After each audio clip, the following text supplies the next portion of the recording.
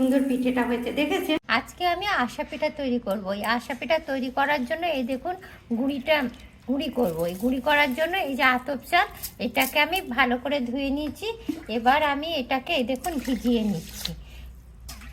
চলুন এটা এবার ভিজিয়ে আধ ঘন্টা রাখি, দিয়ে ছেঁকে নিয়ে এটাকে ভালো করে শুকিয়ে গুঁড়ি করব। বন্ধুরা, চালটাকে ভিজিয়ে রেখেছিলাম প্রায় আধ ঘন্টা। তারপর ভালো করে ধুয়ে এই একটা চালাতে খবরের কাগজ পেতে এটা রোদে একটু শুকনো করে নিয়েছি। এবার দেখেছেন কি রকম রোদে শুকনো হয়ে গেছে। এবার এটাকে আমি মিক্সিতে গুঁড়া করে নেব। বন্ধুরা, কি সুন্দর চালটা গুঁড়ি হয়ে গেছে দেখেছেন। এবার আমি যেটা চালিয়ে নেব। বন্ধুরা, চালার মধ্যে এই গুঁড়িটা যে মিক্সিতে পিষাই করেছি সেটা ঢেলে দিলাম। আমি এইভাবে চালিয়ে নেব। এই দেখুন কি সুন্দর গুঁড়ি হয়ে গেল। গুঁড়িটা হয়েছে দেখেছেন। আপনারাও প্রথমে এইভাবে গুঁড়িটা করে নেবেন।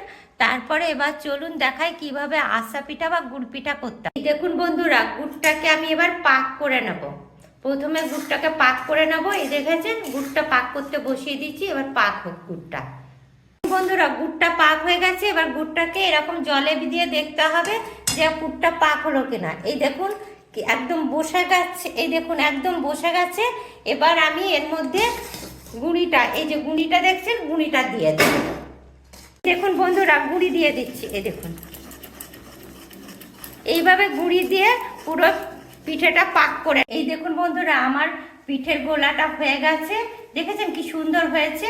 এবার এটাকে আমি নামিয়ে নিচ্ছি। এবার পিঠেটা তৈরি করব। সাদা তেল দিয়েছিস, তাতে এই দেখুন একটুখানি গাওয়া ঘি দিয়ে দিচ্ছি যাতে ঘিয়ের গন্ধটা থাকে।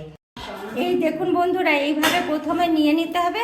দিয়ে এটাকে এইভাবে প্রথমে ঘেঁটে নিতে হবে। নিয়ে এই যে পাতা দেখছেন, এই পাতার মধ্যে একটু করে এই যে এই দেখুন এই হয়ে গেল।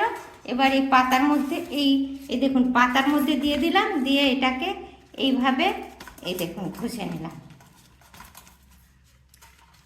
এই দেখুন কি সুন্দর পিঠেটা হয়ে গেল। এবার এই দেখুন তেলটা গরম হয়ে এসছে। এবার পিঠেটা, এই দেখুন বন্ধুরা, তেলটা গরম হয়ে গেছে। এবার এই পিঠেগুলো এই দেখুন পাতা থেকে এক একটা এরকম তুলে নিচ্ছি। দিয়ে এই দেখুন ছেড়ে দিচ্ছি। এই দেখুন বন্ধুরা, কি সুন্দর ফুলে গেছে দেখেছেন।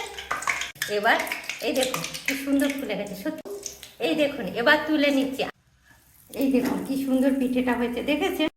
এই দেখুন বন্ধুরা, কি দারুণ গুড় পিঠাগুলো হয়েছে দেখেছেন। আপনারাও ঠিক এইভাবে গুড় পিঠা তৈরি করবেন, দারুণ খেতে লাগবে। আর আমার ভিডিওটা যদি আপনাদের পছন্দ হয় তবে লাইক করবেন, কমেন্ট করবেন, শেয়ার করবেন। থ্যাংক